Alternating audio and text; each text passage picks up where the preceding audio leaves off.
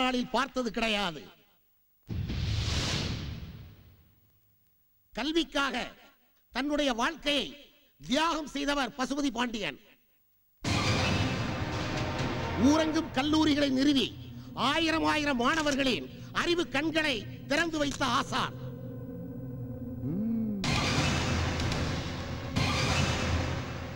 மாமேதை sir CV. Raman பெயரிலே அறிவியல் ஆய்வு மையத்தை நிறுவி ஆயிரம் ஆயிரம் இளம் விஞ்ஞானிகளை உருவாக்கி நமது நாட்டின் வளர்ச்சிக்கு உதவ வேண்டும் என்பதற்காக நம்முடைய மரியாதைக்குரிய ஜனாதிபதி அவர்களை அழைத்து அறிவியல் ஆய்வு மையத்தின் அடிக்கல் நாட்டு விழாவை தொடங்கி தான் ஒரு தேசியவாதி என்பதை நிரூபித்திருக்கிறார் பசுபதி பாண்டியன். இவருக்கு இந்த அரசாங்கம் கௌரவ டாக்டர் பட்டத்தை கொடுத்து கௌரவிக்க வேண்டும் என்று அரசாங்கத்தை தாழ்மையுடன் நான் கேட்டுக்கொள்கிறேன். இந்த பசுபதியோட தேசியவாதி இல்ல, தேச துரோகி.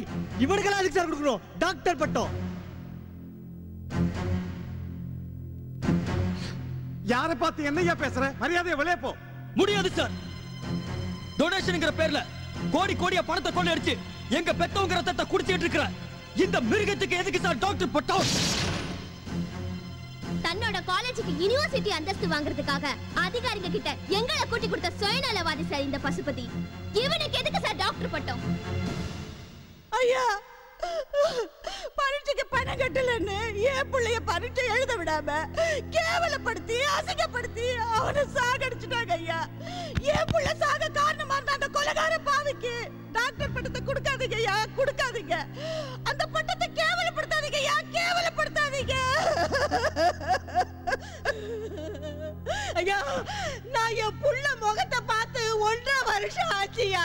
பட்டம் வாங்கணும்னு காலேஜுக்கு போன என் புள்ள காணாம போயிட்டாயா. என்ன ஆச்சுனே தெரியலையா ஐயா, என்ன ஆச்சுனே தெரியலையா ஐயா. சார், என் பெத்தவங்களுக்கு கூட தெரியாத ஒரு உண்மையை நான் உங்ககிட்ட சொல்றேன் சார். பெத்தவங்க என்ன படிக்க வைக்கிறதுக்காக பணத்தை இழந்தாங்க. ஆனா நான் என் படிப்புக்காக என் கற்பியை எழுந்துட்டேன் சார்.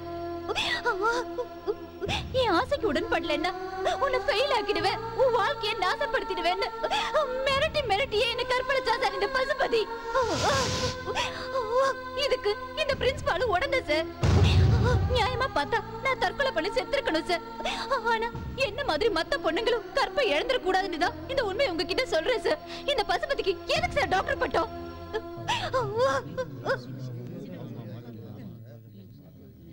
மிஸ்டர் பசுபதி பாண்டியன், உங்க காலேஜில் படிக்கிற மாணவர்கள் இருந்து பெத்தவங்க வரைக்கும் உங்க மேல புகார் சொல்றாங்க.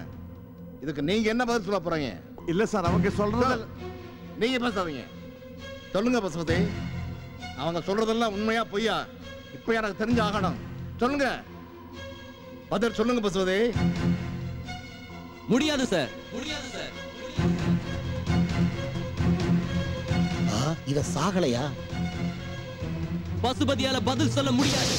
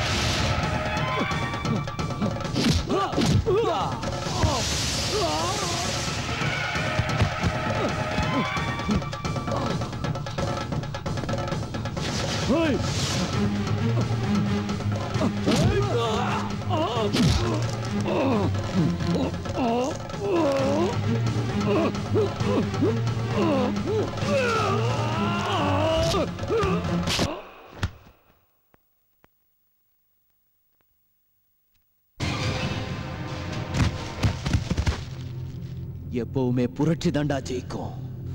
ஜெயிக்கும் ஜெயிக்கும் ஜெயிக்கும் ஜெயிக்கும்.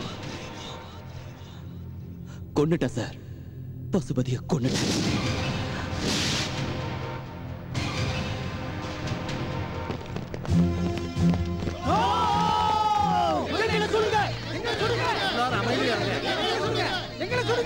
அமைதியா இருங்க, அப்படியே உட்காருங்க. வேண்டாம் வேண்டாம், சுற்றாதீங்க. போங்க போங்க, நான் பாத்துக்கிறேன், எல்லாம் நான் பாத்துக்கிறேன். உட்காருங்க உட்காருங்க உட்காருங்க. ஏயா கமிஷனர், ஜனாதிபதி கலந்துக்கிற இவ்வளவு பெரிய ஃபங்க்ஷன்ல என் நண்பன் பசுபதியை கொன்னு அவன் பணத்தை கொண்டு வந்து மேடையில உட்கார வச்சிருந்திருக்கான். நீங்க எல்லாம் என்ன புடிங்கிட்டு இருந்தீங்களா? Mind your words. நியாயமான போராட்டத்துக்கு நீதி கிடைக்கணுங்கிறதுக்காக பசுபதியோட பணத்தை மேடைக்கு கொண்டு வரதுக்கு நான் தான் உதவி பண்ணேன். மிஸ்டர் சங்கரபாண்டியன், என்ன சொல்றீங்க? உண்மைதான் சார் சொல்றேன். பசுபதியோட பணத்தை நான் வீல் சேர்ல வச்சு மேடைக்கு கொண்டுட்டு வரும்போது மேடைக்கு பக்கத்துல இருக்க செக்யூரிட்டி ஆபீசர்ல இருந்து எஜுகேஷன் மினிஸ்டர் கந்தசாமி வரைக்கும் என்னாச்சுன்னு கேட்டாங்க. அவர் ஒரு ஹார்ட் பேஷண்ட், அவரை யாரும் டிஸ்டர்ப் பண்ணாதீங்கன்னு அவங்க கிட்ட போய் சொல்லி யாரையுமே நான் நெருங்கவில்லை. எல்லார்ட்டையும் சொன்ன அதே பொய்யை தான் நீங்க கேட்கும் போது அதே பொய்யை நான் உங்ககிட்ட சொன்னேன். என்ன மன்னிச்சிருங்க சார். அதுக்காக நீங்க என்ன தண்டனை கொடுத்தாலும் நான் ஏத்துக்க தயாரா இருக்கேன் சார். சட்டத்தை பாதுகாக்க வேண்டிய நீங்களே ஒரு குற்றவாளிக்கு உதவி செய்தேன்னு சொல்றீங்களே, வெக்கமால? சார், சக்தி பசுபதியை கொண்டுட்டான்னு தெரிஞ்ச உடனே அவனை அரெஸ்ட் பண்றதுக்காக நான் கிளம்புனேன். அந்த நேரத்தில் என்னுடைய மகன் என்னுடைய காலை பிடிச்சிட்டு, அப்பா அவனை நீ அரெஸ்ட் பண்ணீங்கன்னா நான் தற்கொலை பண்ணிப்பேன். எவனோ ஒருத்தனுக்காக நீ எதுக்கிட்ட தற்கொலை பண்ணிக்கிறேன்னு கேட்டேன். சக்தி எவனோ ஒருத்தன் இல்லப்பா, எங்களில் ஒருத்தன். எங்களுக்காக போராடுறான். அந்த போராட்டத்தில் அவன் ஜெயிக்கிற வரைக்கும் அவன் அரெஸ்ட் பண்ணாதீங்கன்னு என் மகன் கதறினான். என் காலை பிடிச்சி கெஞ்சினான் சார். அப்பதான் எனக்கே தோணுச்சு அந்த போராட்டத்தில் ஒரு நியாயம் இருக்குன்னு. ஐ மீன் இட் சார். ஒரு உண்மையை சொல்றேன் சார். 15 வருஷத்துக்கு முன்னாடி இவன் ரவுடியா இருந்தான் சார். என் கையாலே என்கவுண்டர்ல சாக வேண்டியவன் சார். இப்ப செத்ததுல ஆச்சரியமே இல்லை சார். பச்சை துரோகி சார் இவன். கத்தி இல்லாம ரத்தம் இல்லாம எங்க போராட்டத்தை முடிக்கணும்னு நினைச்சோம். முடியல சார். என்னையும் கத்தி தூக்க வச்சுட்டாங்க. கொஞ்ச நேரத்துக்கு முன்னால என் பிள்ளையோட முகத்தை பார்த்து 1.5 வருஷம் ஆச்சுன்னு ஒரு தாய் கண் கலங்கினாங்களே, அவங்க பிள்ளையோட நிலைமையை பாருங்க சார், பாருங்க.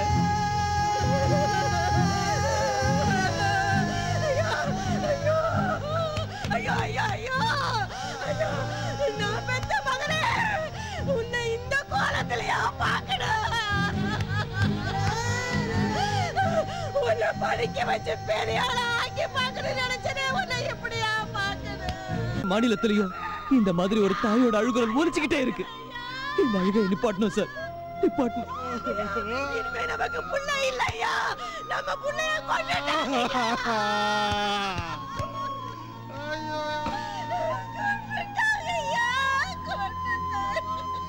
லட்ச லட்சமா பணத்தை கட்டி பட்டம் வாங்க வந்தவனோட நிலைமையை பாருங்க சார்.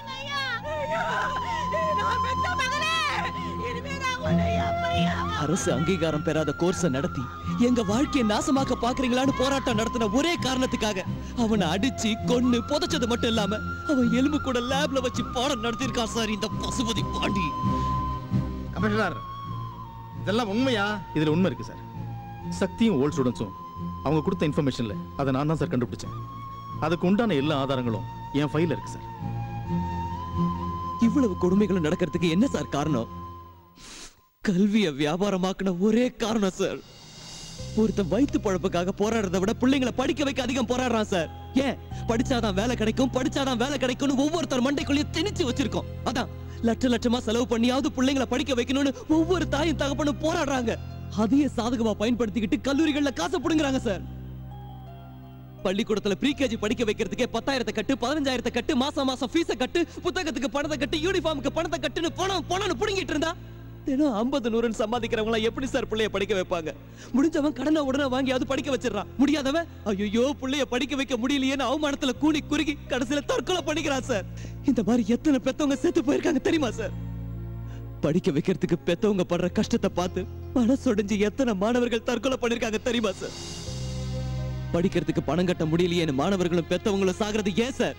அரசாங்கமே கல்வியை வியாபாரமாக்கின ஒரே காரணம் தான் சார். யாரு வேணாலும் பள்ளிக்கூடம் கட்டலாம், யாரு வேணாலும் காலேஜ் கட்டலாம்னு கல்வித்துறையை ஏலம் விட்டதுனால தானே சார்?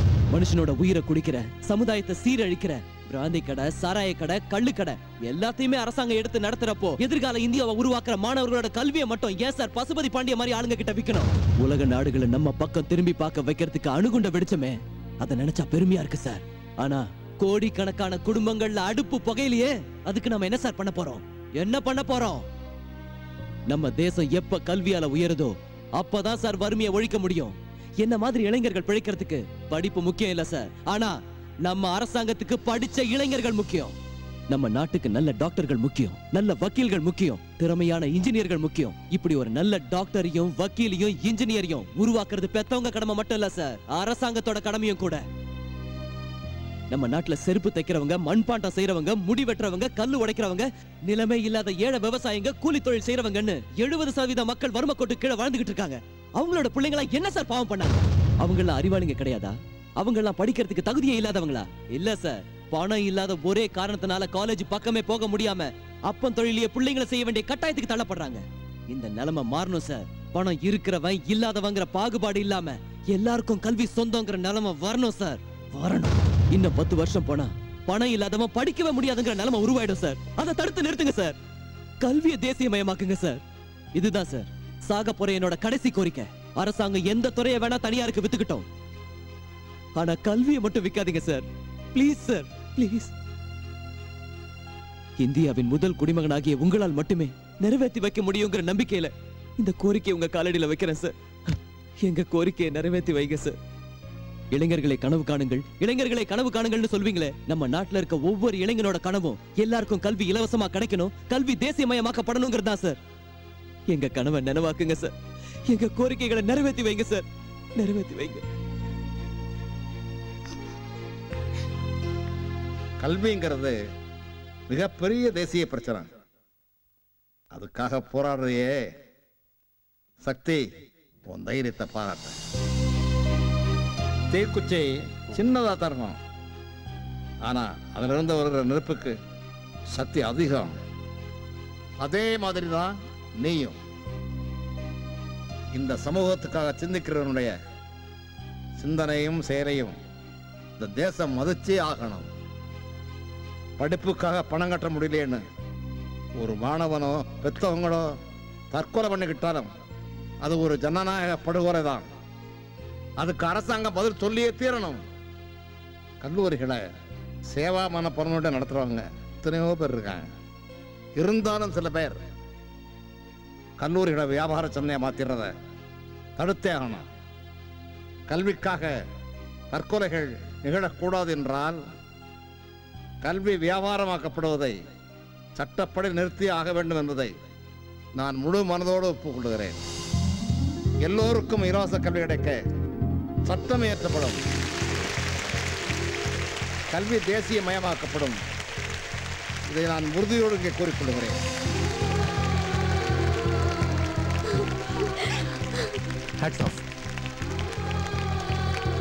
ரொம்ப நன்றி சார். இனி நான் நிம்மதியா சாவேன். என் கண்கள் மூடுறப்ப மாணவ சமுதாயத்துக்கு ஒரு புது வெளிச்சம் கிடைக்குங்கிற நம்பிக்கை எனக்கு வந்துருச்சு சார், எனக்கு வந்துருச்சு.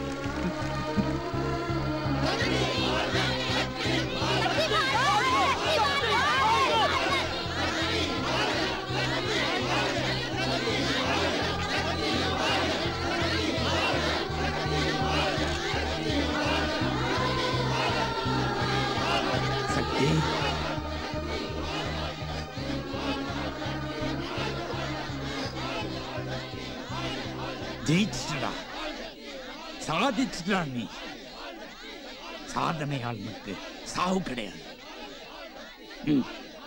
அட உனக்கு என்னடா, நீ வரலாறுடா, இங்கு இனி யாரும் உன்னை வெல்ல முடியாதுடா. ஒரு நெருப்பாயிரு, புது விழிப்பாயிரு, துயர் நீங்கும் வரை தினம் துடிப்பாயிரு. சோகம்தான் வேணுமா, தோல்விதான் நேருமா, சோதனை இல்லைன்னா சாதனை தோன்றுமா. உன் கண்களில் நீர் துடைத்திடு, நம்பிக்கையால் போர் தொடுத்திடு, இமயத்தில் உன் பேர் எழுதிடு, போராடிடு.